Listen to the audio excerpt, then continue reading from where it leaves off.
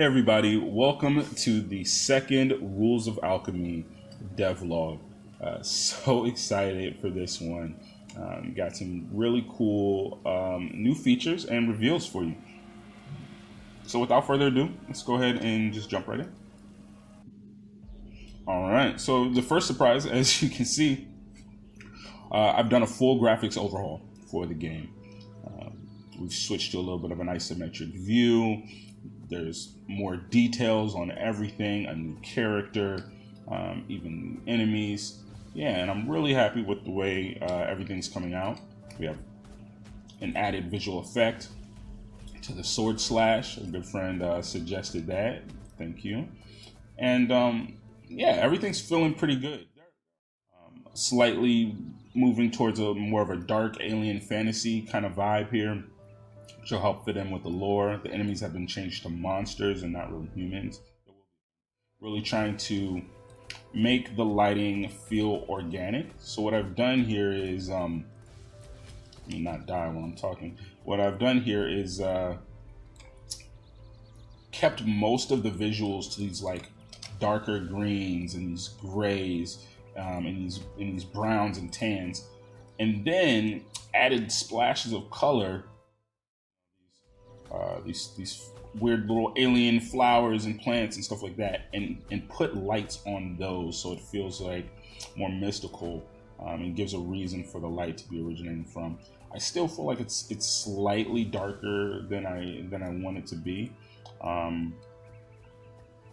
but it's a work in progress, you know. And for the most part, I'm happy with it. Okay, you'll notice the enemies are definitely harder. They deal more damage. They're tankier.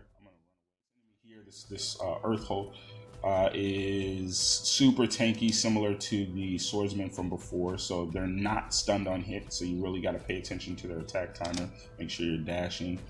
They take very little damage from the regular sword. We're going to learn the air spell again, like before, and take them out with that. And that's mainly because there's some cool combos I want to show you with the air spell, and I almost died by the enemy who was hiding behind that tree. So that's another thing I kind of want to help a little bit. I mean, I want there to be some surprises, but I don't want people to literally get wrecked and not even know it killed them. So another change is the reflect feels a little bit better. There's a bit of a hit pause there, also suggested by my friend. I appreciate that. And I wanted to make it feel more like a Dark Souls-y kind of vibe, where you really have to put in some effort for each enemy instead of just kind of plowing through every enemy like they're nothing. So you won't start out with this, but I just kind of put it in here for demo purposes. And so this sword does physical damage, but also fire damage, so it's good at taking out these Hulk demons. And, which I'll show you in just a second, it can also be combined with the other elements to affect your different magic spells and everything. So I'm going to run past these guys. I'm going to pick up this runic blessing here. So that's replacing the rune stone. Just to, again, start to match the kind of like ruined vibes and everything. And I'm going to go ahead and learn lightning. Nice. So now I can just reflect this stuff, make some lightning, and then not die. I don't even have a potion. Goodness gracious. So like I said, definitely harder. I'm going to transmutate some potions. I'm getting wrecked in my own game. Crazy. Yeah, so like I said before, definitely wanted to create a more challenging experience here. But I can shoot some air and then actually hit it with my fire sword like that to start to take these guys out. That can be used in tandem with your magic, right? And again, the spells will have several tiers, so you'll be able to turn that lightning into like storm with air and all these different things. So the spells will go up to tier probably 4 or 5.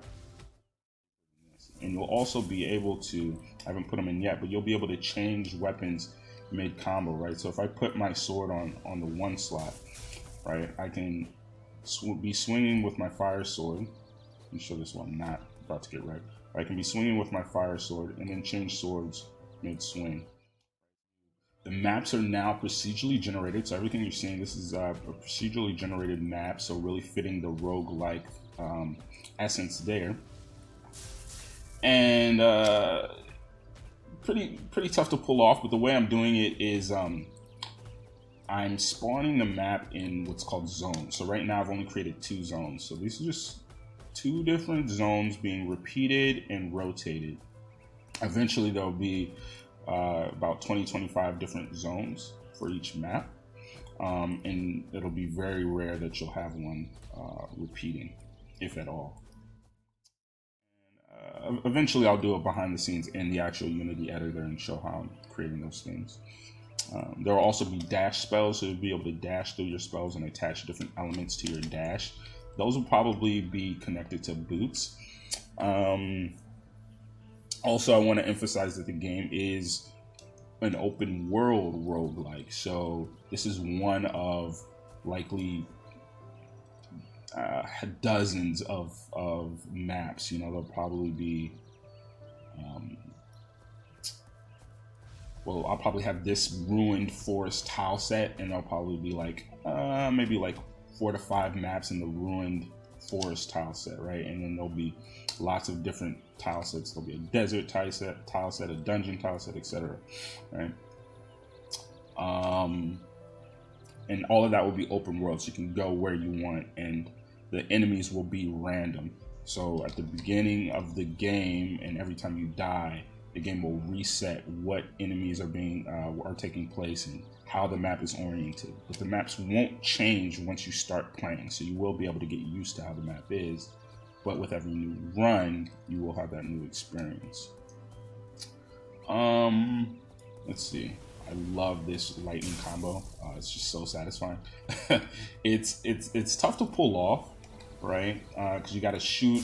See, that one was too early. You gotta have the right distance, and and start moving at the right time, swing at the right time. But when you execute it, it's super satisfying. And that's kind of what I wanted to create. Like, not a game that's difficult because the enemies just deal a ton of damage and they take 3 hours to kill, but because executing your different abilities and coming up with the right strategy of when to attack and how to attack and what move to use is where it becomes interesting. Yeah, the only other thing I wanted to show off was the rune gate, and just go a little deeper with this, and that is your water is in your upper right along with your intelligence, and your air along with agility is in the upper left. The fire along with the strength is in the lower left, and the earth along with vitality is in your lower right.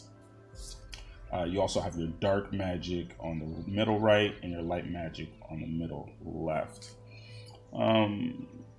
But we'll go deeper into all of this, we'll